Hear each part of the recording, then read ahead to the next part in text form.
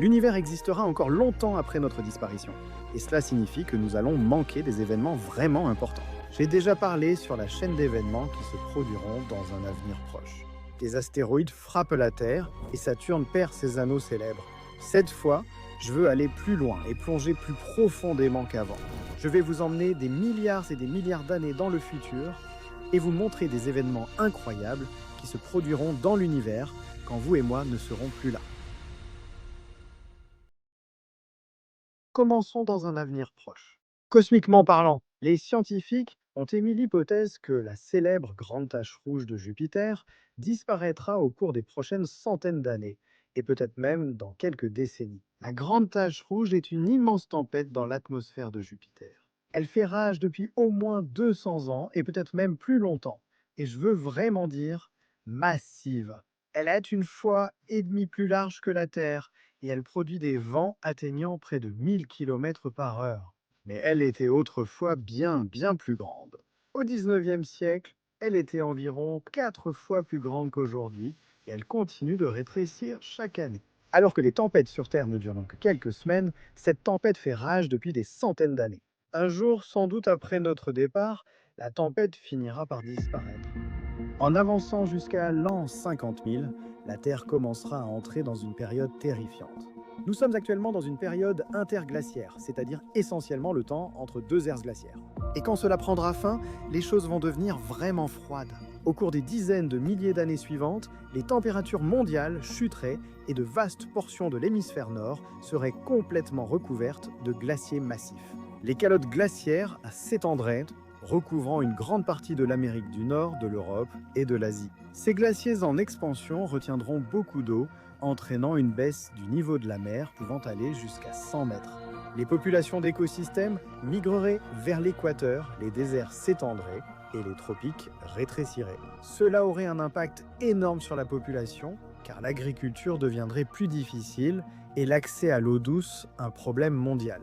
Cela finira forcément par arriver un jour dans le futur. Ou peut-être pas. Les scientifiques ont suggéré que le changement climatique provoqué par l'humanité pourrait finir par retarder cette ère glaciaire, ou même l'empêcher complètement, sautant ainsi la prochaine ère glaciaire. D'ici là, la technologie pourrait être développée pour atténuer l'impact de ce cycle naturel. Personnellement, je suis content que nous y échappions. En regardant vers un avenir extrêmement lointain, dans 50 à 100 millions d'années, l'Antarctique redeviendra une oasis tropicale verdoyante. Oui, vous avez bien entendu. Encore une fois, personne ne semble parler du fait que l'Antarctique était autrefois une oasis tropicale verdoyante avec un climat similaire à celui de l'Italie actuelle. L'Antarctique était autrefois semblable aux autres continents avant de dériver lentement vers le sud durant des millions d'années. Cette migration a duré près de 100 millions d'années, coïncidant avec une baisse mondiale du dioxyde de carbone qui a refroidi la planète. Et puis il y a 34 millions d'années, il a cessé de vagabonder. Cela a provoqué la formation d'une calotte glaciaire sur le continent, donnant naissance à l'Antarctique que nous connaissons et aimons aujourd'hui. Alors, pourquoi est-ce que je dis qu'il pourrait redevenir vert un jour? Cela ne peut se produire que si la glace fond, laissant apparaître le sol dessous. Pour que cela se produise, il nous suffirait essentiellement de remonter le temps. Si le changement climatique entraînait à l'avenir des niveaux de dioxyde de carbone, nettement plus élevés, la calotte glaciaire commencerait certainement à fondre et le continent commencerait probablement à se déplacer à nouveau vers le nord. Mais la couche de glace recouvrant l'Antarctique est vraiment épaisse, atteignant presque 5 km d'épaisseur à certains endroits. Si toute la calotte fondait, le niveau des mers dans le monde augmenterait de plus de 60 mètres, provoquant d'énormes destructions. Si cela se produit dans 50 à 100 millions d'années, nous pourrions en fait nous retrouver avec un tout nouveau continent luxuriant ici, dans l'hémisphère sud. Même si l'Antarctique ne s'éloigne pas simplement pour redevenir tropical, il se peut que nous n'ayons pas besoin d'attendre la naissance d'un nouveau continent tropical. Dans 250 millions d'années, tous les continents de la Terre entreront en collision. Des chaînes de montagnes se formeront et un nouveau supercontinent émergera, la Pangée Ultima. Le pire, c'est que certaines études ont suggéré que les humains auront peu de chances de survivre sur ce nouveau supercontinent, car il fera fatalement trop chaud. C'est un processus cyclique. Tous les 400 à 600 millions d'années, les continents de la Terre se rassemblent à nouveau, comme un immense pendule de Newton.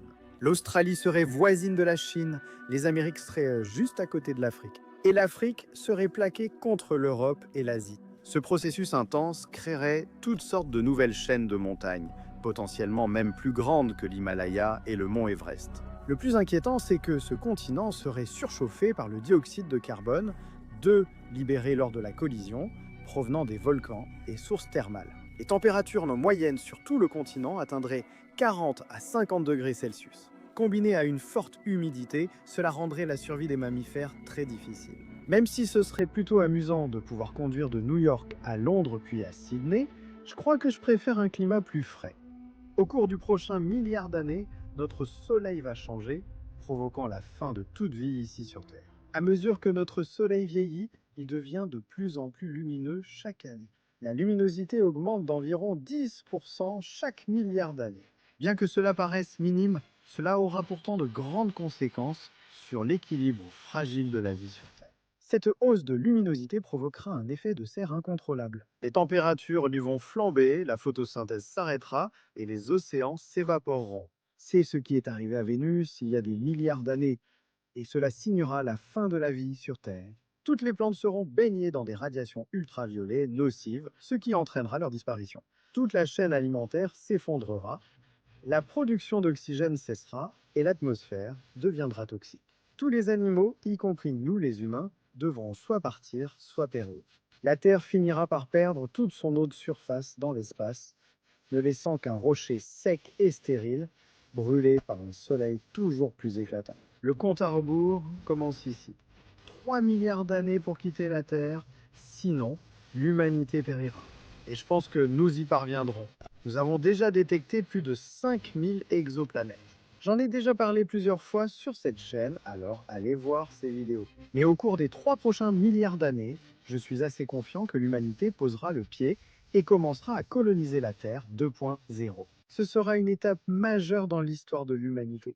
Nous ne serions plus limités à une seule étoile, une communauté humaine multistellaire libre d'explorer.